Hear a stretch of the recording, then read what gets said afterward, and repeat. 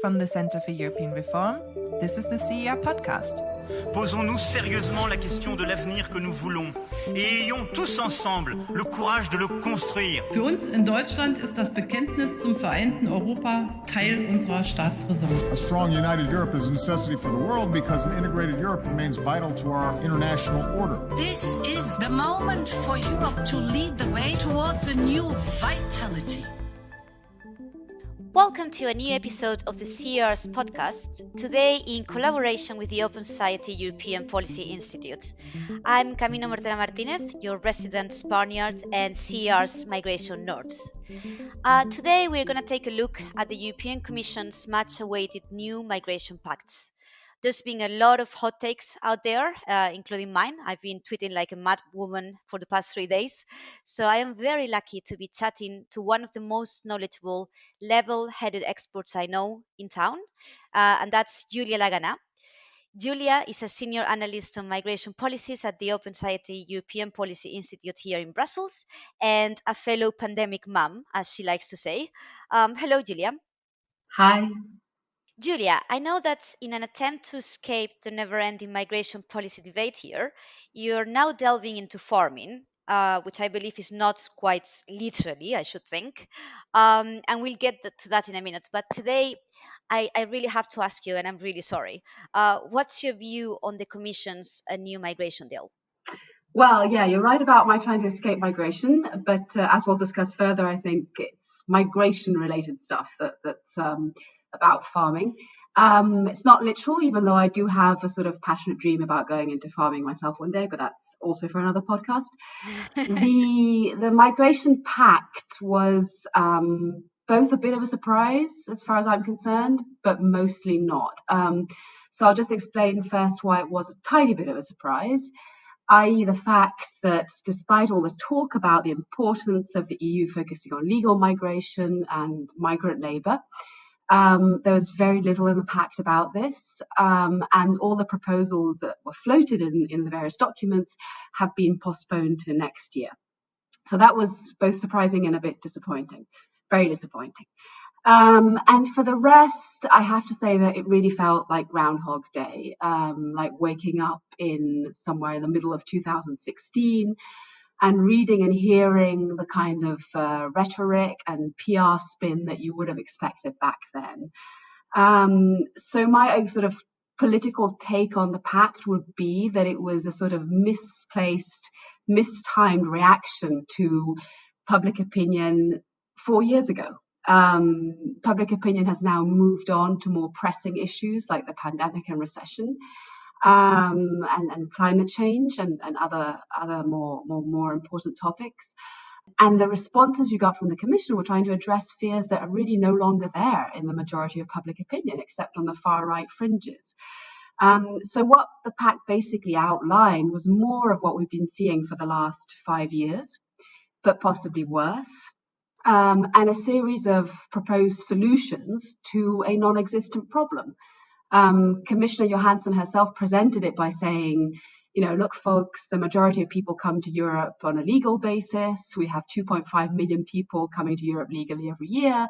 So that's what we should be focusing on. And then she pivoted, and the whole pact was about trying to stop the few thousand who still try to reach Europe's borders irregularly. So it seemed to be, they seem to be stuck in a rut with this obsession about irregular arrivals and returning migrants and so on. Yeah, I mean, one of the things that's really struck me was, indeed, there's been a lot of things which were touted before, and to me, for example, the 3-tier mechanism, the crisis mechanism, and all that looks very similar to what the Bulgarian presidency suggested in 2018, the so-called Bulgarian compromise. So it's indeed something that seems to have been doing the rounds in Brussels for a long time. But to me, one thing that was particularly interesting was the strong focus on returns.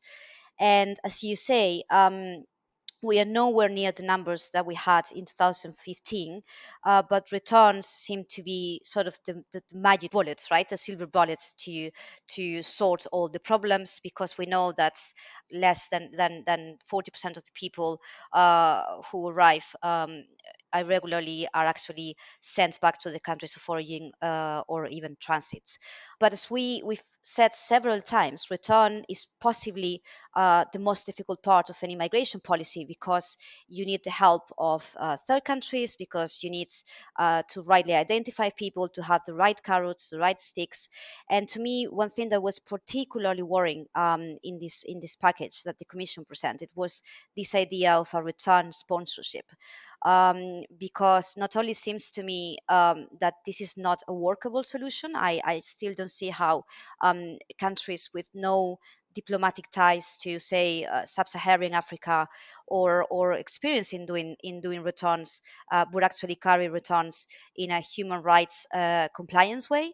But also it seems to me that the Commission has given in to the populist in this, in the idea of, okay, you may, in times of crisis again, you may take somebody in, you may help to build something, or you may simply return people back to their countries, which basically just plays into the hands of those saying, see, like, not only we are not taking people in, but we are kicking people out. So that's what's, like, politically really worried me about this package, besides, all the technicalities about asylum procedures and all these sort of things. And then there wasn't a second thing that to me was a bit worrying, which is this idea of doing sort of like instant checks at the border, and insisting that now, together with fingerprinting, we're going to have security checks. And this is something that we've been talking about as well for a long time, ever since there was this wrong conflation between terrorists and migrants and all these sort of things. But one thing that really worries me is how are the security checks going to be made? Because one thing that we saw during the 2015-2016 crisis is that you can't really do security checks on people fleeing from conflict, precisely because they're fleeing a country which is either in the middle of a war, or they're fleeing prosecution or whatever. So that's something that worries me very much, and that I think is not going to contribute to sort out the image problem that the Commission has, and that has sort of just increased with the Moria fire, which is, I think, the reason why we are seeing this proposal coming out now. Yeah, no, I completely agree with you. Yeah, I mean, the fact that the proposal was put forward on the 23rd of September instead of the 30th of September because of Moria is a bit ridiculous, if you ask me, because we've been waiting for the pact to appear since April. But on your 2 points, one about returns and the other about the screenings and procedures. So on returns, I think one of the key things to bear in mind is that actually a lot of the data that gets thrown around is actually fake. The Commission keeps saying that 30 to 40% of people who should be returned are not returned and so on. But those statistics are not actually accurate. And the same applies to Commission data that they kept throwing around in the press conference the other day about recognition rates for asylum seekers. They kept saying that only a third are recognised, which is not true. If you look at the actual official EU data, it was 40% last year. And crucially, it was 40% at first instance, which means the first interview the asylum seeker has and so on. And a lot of those decisions, the negative ones, get overturned on appeal in the courts. So actually, that is also a fallacy. And that brings me to my second point, which is that a lot of the returns that the Commission and the governments claim should be happening and are not happening would not be happening, should not be happening, if Europe had more avenues and routes for legal migration. Because a lot of people who arrive in countries like Spain, for instance, or Italy, Greece is less so because a lot of the people there are from Afghanistan and Syria and so on. But Spain and Italy in particular, those are people who are coming to Europe to work because there are no other ways for them to do so. And so they end up in the asylum procedure and become, abusive asylum seekers and so on and so forth, precisely because they can't come in any other way, and they find jobs in the black economy and carry on working. So if Europe's migration system were actually, addressed in a comprehensive way, and the pact had actually addressed legal migration as well, they would have had a lot less people to actually return. So that's one point. And then your political point about caving into To name the elephant in the room, the Visegrad 4 countries and other countries which refuse to take in asylum seekers. It's you're perfectly right. And that's why when I said that it felt like Groundhog Day, it was also disappointing and depressing in a way to think that EU migration policy has effectively been shaped by those actors. So there's been an endorsement of and a caving in to those countries that basically say we are not willing to take in any refugees. And that says a lot, I'm afraid, about the sorry state of the European Union. On your point about the border procedures and the screenings, well, the thing is, the security screenings, as you also pointed out, are mostly a farce. In a lot of cases, when people are identified, their names are taken down wrongly, and that leads to a whole series of bureaucratic problems and further on in their application and so on. Because there are no interpreters, because the police officers are not familiar with foreign languages, and especially languages of people from countries in the Middle East and Africa or Afghanistan. So the security checks are actually just a farce. But on the other hand, I think there's a very low security risk, as you point out, from people who are reaching Europe in this way. I mean, if you're a bona fide terrorist, the last thing you're going to do is get on a dinghy and risk your life to cross the Mediterranean. You have other ways of getting into Europe. What really worries me about the border procedures element is the fast tracking of asylum procedures, because that means there will be a lot less safeguards, a lot less guarantees, and there is a concrete risk that people who are fleeing persecution will not get recognized as refugees. And one last final point on that is that it's another of my sort of big criticisms of this pact, is the fact that these so-called fast-track procedures will actually not be fast-track at all, because we've seen them pioneered in Greece and people have been stuck on the islands for months and years. And what will happen inevitably is that people will fester and be warehoused in abysmal conditions at Europe's borders for a very, very long time. So I see practical reasons as well for this pact not actually working. Yeah, on that, I found it interesting that Commissioner Johansson was actually talking about deadlines, right? So this fast track procedures, as they call it, has a deadline of 12 weeks. And then these people should be deviated to new reception facilities, whatever that means, which should be built together with those countries who do not want to take people in. So I can imagine that this whole thing is going to be a little bit more complicated to implement than it sounds. If you listen to the presser, or if you just look at the website where everything looks like this is going to be really easy, and we are going to identify very quickly whether somebody is applying for asylum or not, and then if this person doesn't qualify, we are going to return this person to the country, which is absolutely, as you point out, not what's happening on the ground. Yeah.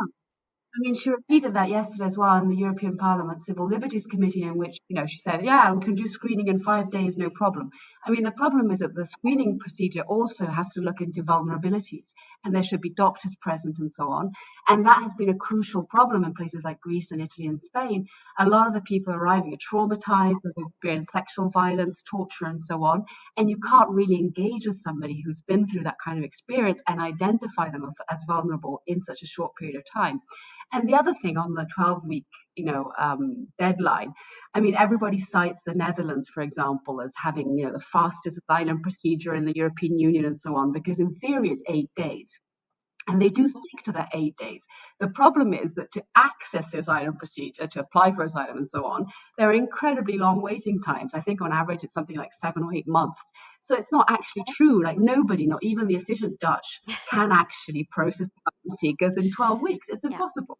Well, I mean, one thing that is to be said is that when we're talking about numbers are not anywhere near what we had in 2015. So all this fast tracking and all these sort of things are supposed to be for times of crisis. That's what I understand from the Commission's proposal, and the whole of like effective solidarity, which to me sounds a bit of a funny thing because it's more like a compulsory solidarity kind of thing. It's supposed to be continuous, but again, mostly active when there are crises. So as you very rightly point out, I think that this is probably a response to feelings which were there in 2016 and is ignoring some of the big questions that the migration policy has, and where the debate has shifted. For example, as you very rightly point out, legal migration. Because one thing that I found interesting is that the Commission itself, and they made it very clear in the presser, is trying to decouple legal migration from irregular arrivals. And one thing to be said for that is that there's been a lot of criticism from pundits, commentators, NGOs, whatever, in the sense that we all know that legal migration is not going to stop irregular arrivals. That's something that we all have very clear. And at some point, the European Union's sort of rhetoric seemed to go down that road. Like, if we do legal migration, we are going to bring arrivals to zero, which is not going to happen. But it's true that it's quite odd, though, that they have not sort of presented a bigger, more ambitious proposal on legal migration together with this new migration pact, which is only focused on irregular migration and stopping people from coming and getting people back. So I have been looking at the proposals, and even if they haven't made a big fuss about it, there are some proposals in the pipeline for the European Union, like establishing talent partnerships with third countries, or reforming the European Union rules for long-term residents. So I don't know whether you think this will be useful, or what other things should the European Union be doing about legal migration, legal pathways to Europe, which could be, perhaps better. Yeah. So first, one quick point about, because you mentioned the crises that need to trigger the solidarity mechanism. One other risk that I see, and one other big fallacy of this pact, is that it will perpetuate the situation we have now, whereby some countries, I won't name names, but we all know who we're talking about, tend to prolong emergencies or create crises because it's politically expedient to do so, and therefore to leave people festering in slum camps instead of proper reception centres, and so on, so that they can then, clamour for solidarity from Northern Europe and say they're overwhelmed and so on, when the numbers are actually perfectly manageable. So that's another risk that I see, that it will incentivize that kind of behavior of presenting everything as a crisis, even when it's 6,000 people, or in the case of Italy this year, 20,000 people in a country of 60 million. That cannot be a crisis. On the legal migration, I found the proposals to be very, very good, actually, and I'm really looking forward to seeing them sort of fleshed out, hopefully early next year, by the Commission. A couple of things that I found especially promising were that the talent partnerships try to address the migration of labourers from outside Europe, not just at the highly skilled level, which is something that countries are generally more willing to accept, even though Europe has been performing really badly on that front, because all the highly skilled tend to go to America or the UK. But also on the medium and low skilled, and that's what actually Europe's economy most needs. And another helpful development, which I think has spurred the formulation of those talent partnerships, is the pandemic, and the fact that a lot of us have come to realize that the definitions we use of low and medium skilled should actually change quite significantly. I don't think we can continue to refer to care workers as low skilled, for instance, and they should be given the recognition and the wages that they deserve. And the other good thing about the talent partnerships, I think, is that they finally bring together all the relevant actors. So they talk about interior ministries, which have been the driving force for all migration policy, but also the social affairs, the labour, the economy ministries, and crucially social partners, businesses, unions, the people who actually get the economy moving. If you want these partnerships or pacts or whatever you want to call them to work, you have to engage with the people who are gauging the labour market needs and filling them in a flexible and creative and rapid way. So that was also, I found, really, really promising. And then there are other bits and pieces which are quite technical and sort of nerdy, but which are very, I think, also very positive. Trying to make sure, for instance, that There is intra-EU mobility of non-EU migrants. And what that means is, for instance, if you're a refugee or a migrant who has a permit to live and work in Spain, you currently have to wait 5 years to go and do so in another European country, even if you have family there, if you have a job offer, and so on. And they want to shorten that time period for those categories, but also they want to really strengthen what's called a single permit, which would finally enable people to come to Europe through a single visa, basically, and then go and live and work where the job market actually needs them. So yeah, I think that part of the pact was really good, and I just wish that had been front and foremost. And then they'd said, oh, and as an aside, we've done all this stuff on borders and returns. But unfortunately, yeah, as we said, they seem to be stuck in a bit of a rut on that front. Which is, like funny, as we were saying, because the migration nerds and those following the policy debate, we've been talking about the legal pathways for like what now, 3 years? I mean, that's like sort of what the debate is. And the fact that the Commission is indeed not using like the very good reforms they are proposing to sort of forefront these pacts. It's a bit of a missed opportunity as well, taking into account that the pandemic, as you say, has highlighted the needs for not only like high skill migration like doctors and the likes, but also for low and medium skill migrants. And I remember, like at the peak of the pandemic, we had this cry for help in Spain because we needed fruit pickers. Otherwise, the whole harvest would go to waste. And there was this big debate on whether or not we could get these people coming from abroad on some sort of like an emergency procedure. So that's what we were talking about. Like we were talking about how to bring to Europe not only the high skill but the low and medium skill, and how to make the different labor markets in Europe couple with skills that they are needed, because as we also very well know, we don't have a single labor market, right? So needs are very different in Germany than they are in Spain, for example, and we have to allow people to cover those needs, and to be able to move and work where opportunities arise. But let me go back to these seasonal workers that I was thinking of, and these fruit pickers and people like that. I think that Spain is by no means the only country with this sort of migration and this sort of question. We have agreements with Morocco, with our rolled out every year for seasonal workers to come to Spain. But as I was saying, the pandemic has like sort of made everything much more urgent and worse for these migrants as well. Many of these workers actually work in farms, and that's what your farming experience is going to come in very handy, because these farms are still heavily subsidized by the common agricultural policy. And of course, we all know that the European Union is trying to reform the common agricultural policy, and I know nothing about it. So I was wondering whether, migration fits somewhere within these reforms, or how is the European Union taking into account all these workers, all these people coming from abroad in the whole agricultural reform?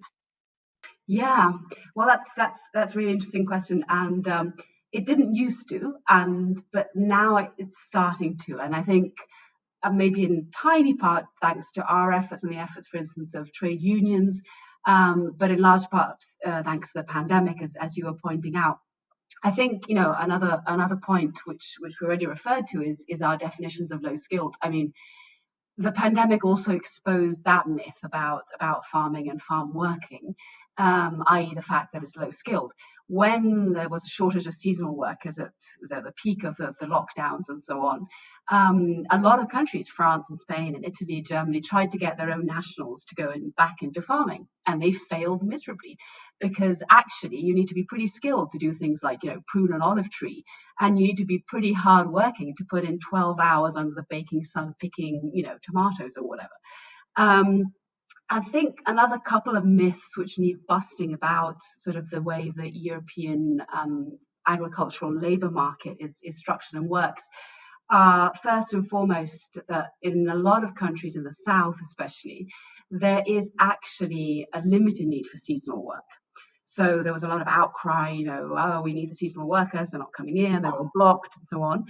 But actually in those countries, in Greece and Italy and Spain, there is a large pool of undocumented workers, of the migrants we were referring to before, who are already in the country and are normally employed illegally and exploited to a very severe degree. And the only reason that they couldn't, become more apparent is because there's this taboo around regularization and actually giving these people feeding us and keeping us fed throughout the pandemic the work permits and the rights that they actually need and deserve. And the other myth is that this kind of exploitation only happens in Southern Europe. And I think the pandemic has exposed and busted both of those myths. We've also published research recently over the summer on the Netherlands, Germany, and Sweden, which shows that the patterns of exploitation, if they're not as severe and as sort of slave-like as in Southern Europe, are widespread across the whole of Europe. And that's because Europe's agricultural and food supply chains are structured in a way which really squashes producers at the bottom, squeezes them so that their production costs are often higher than the prices they get from the retail supermarket chains and so on. And even the ones who would like to pay living wages are not able to do so. And that's how we got onto sort of trying to work on the common agricultural policy, because we reckon that you can't sort of fix the system at the bottom. You've got to deal with it at the top. And a lot of the farms that are then exploiting workers are, as you pointed out, the vast majority of those farms still receiving conspicuous amounts of EU funds for their agricultural production. So we started what we thought was just going to be a pipe dream, which was trying to push for conditions to be attached, so strings to be attached to those funds, so that if you're a producer, a farmer, you want to access EU money, you will have to, as the next cap, which will come into force in 2023, you will have to meet a series of environmental standards. So we said, we should also make sure that you meet labor standards. So you have to make sure you're not spraying tons of pesticides, but you also have to demonstrate that your workers have contracts, that they're housed properly, that if there's a pandemic, they've got PPE and are not working in close proximity and have access to hygiene and so on. Mm-hmm. And promisingly, now in the European Parliament, there are MEPs who've taken up this call, and this issue is finally being addressed, including by the Polish Commissioner for Agriculture, who has promised to sort of look into this. So yeah, that's where our farming stuff comes out, and I think it really ties all the elements we've been discussing together. I mean, the fact that you have to have multi-policy approaches to migration is such a complex phenomenon. You really have to look at the way labor markets work, at the way supply chains work. You can't just look at it from that narrow kind of borders, asylum, home affairs ministry angle. So it's good to see that Brussels, the broader Brussels scene, is doing that, even though some people, unfortunately, who are driving the pact are not. Right. So as you say, if you want to solve your migration problems, you can't only look at borders, and that's something that we've been saying for a long time as well. You have to look at labor markets, you have to look at the economy, you have to look at integration, you have to look at narratives, at many different things, but you also have to look at the money, as you were rightly pointing out.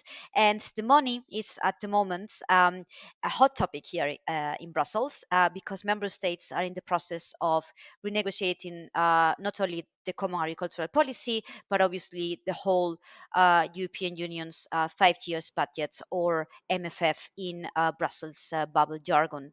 I was going through the proposals and through the negotiations a couple of weeks ago, and I noticed that obviously there's been a major shift of focus from topics like migration or things which were very, very important pre-pandemic to the recovery of the European economy, and that is something that I think we can all understand. But there's been a number of collateral victims and collateral damages on the roads, and one of them, and we've been doing some research about this, has been development policy, which I think it's also parts of the things that you have to look at when you think about migration, and I don't know whether you think that, besides the whole CAP reform, there are other things that the European leaders are not, particularly worried at the moment when they are trying to negotiate their budgets, which could impact the way the Union handles migration in the coming years. Yeah, no, you're right on that front. And I think in the next EU budget, the proposals for development funding are probably fall far short of what they should be. And there is funding in there to address migration, but I think it's basically addressing the wrong things. I mean, they're still trying to do, what they say is, tackling the root causes, and, this idea which has been debunked by people like Michael Clemens and others, that if you pour development funding into a country, migrants will magically stop coming. And again, that is very kind of 2010 rather than 2020. But I think more broadly, the migration funding in the next EU budget or MFF won't be affected in any particular way. What I think the pact highlighted in sort of political terms is that it's a compromise. It was touted as a compromise, a political compromise on a topic which is no longer politically prominent. I mean, as you say, there are other political fights in Brussels these days, and actually the European Commission may have inadvertently rekindled that fight and boosted the far right in going on about borders again. And I think you could see that in the reactions from Viktor Orban and others yesterday when they said they liked the tone of the pact, but actually, it was all rubbish and they didn't like it because they had to say something like that. And, the real fight, yes, is the next MFF, the recovery fund for the pandemic, and especially the rule of law mechanisms, which countries like Hungary and Poland are strongly opposed to. They don't want to have anyone probing and prying into the way they use EU funds, and especially a link with the rule of law, which they are keen to flout. And so I think that what the pact exposes is it's the attempt to present a fractured Europe as being united under the lowest possible denominator, basically adopting Orban's position on migration, when the real problem is the fact that there are member states which simply do not respect EU values, and this is not being addressed. And in the process, refugees and migrants, but also the border communities, the people who live in places like Lesbos and Lampedusa and Ceuta and Melilla and so on, those people are just being sacrificed on the altar of, fake political unity within the EU, which doesn't exist. And I just wish somebody in Brussels had the guts to call out that bluff and address the real problem they should be addressing. So on that powerful note, and in the hope that the European Union manages to get away from some of the most illiberal members of the club, let's cross our fingers for that. Let's end this podcast here, and I would like to thank you very much, Giulia, for your very sharp analysis of not only the migration pact, but also the other very urgent issues surrounding migration and the way the European Union is managing it. I would like to thank our listeners and ask them to subscribe to our podcast in their usual podcast provider. So, Giulia, thank you very much. Thank you. It's been a pleasure. Likewise, this is Camino Mortera from Brussels, the CER podcast. Thank you very much for listening. Goodbye. Thank you for listening to the CER podcast. If you have any feedback for us or want to leave suggestions for a future episode, then you can find us on Twitter at CER_EU.